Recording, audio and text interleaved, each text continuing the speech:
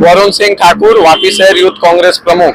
જે રીતે આ બ્રિજ બન્યો છે અને હાલમાં તાત્કાલિક બંધ કરી દેવામાં આવ્યો છે, શું કહેશો કેટલી મુશ્કેલી પડી રહી છે અને જે રિબિન કાપવામાં આવ્યું છે તરત બંધ કરી દેવાયું છે, શું કહેવું છે? ગત 23મી તારીખ ફેબ્રુઆરી રવિવારના રોજ ગુજરાત રાજ્યના કેબિનેટ મંત્રી માનનીય શ્રી કનુભાઈ દેસાઈ, વલસાડ ડાંગના સાંસદ ધવલભાઈ પટેલ અને તમામ એમના અધિકારી અને આગેવાનો જે અહીંયા ઉપસ્થિત થઈને 23 તારીખે જે દમણથી વાપીને જોડતો બલીઠા ઓવરબ્રિજનું લોકાર્પણ કરવામાં આવ્યું હતું।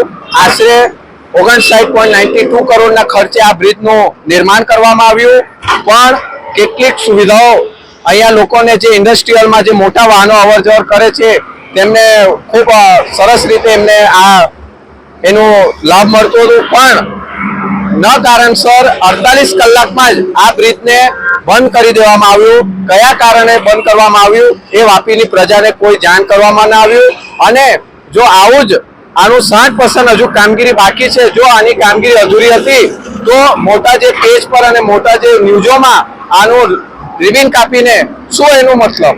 એટલે આ તો વાપીની જાહેર જનતાને તમે લોલીપોપ આપ્યું, તો કામગીરી પૂરી થઈ જવા જોઈતું હતું ત્યારે આને કરવા જોઈતું હતું લોકાર્પણ, પણ આજે બંધ થઈ ગયું। કેટલીક પ્રજાને કેટલી મુશ્કેલી થઈ રહી છે, બ્રિજોના ઠેકાણા નથી। તમે વાપી તરફનો બી જોયો હશે, સિલવાસા એ બી બ્રિજ હતું, એટલે ટ્રાફિકની સમસ્યા તો હતી જ, પણ જ્યારે આ બલીઠા બ્રિજ તો 10% લોકોને રાહત હતી, તે પણ આ બંધ કરી દેવામાં આવ્યું।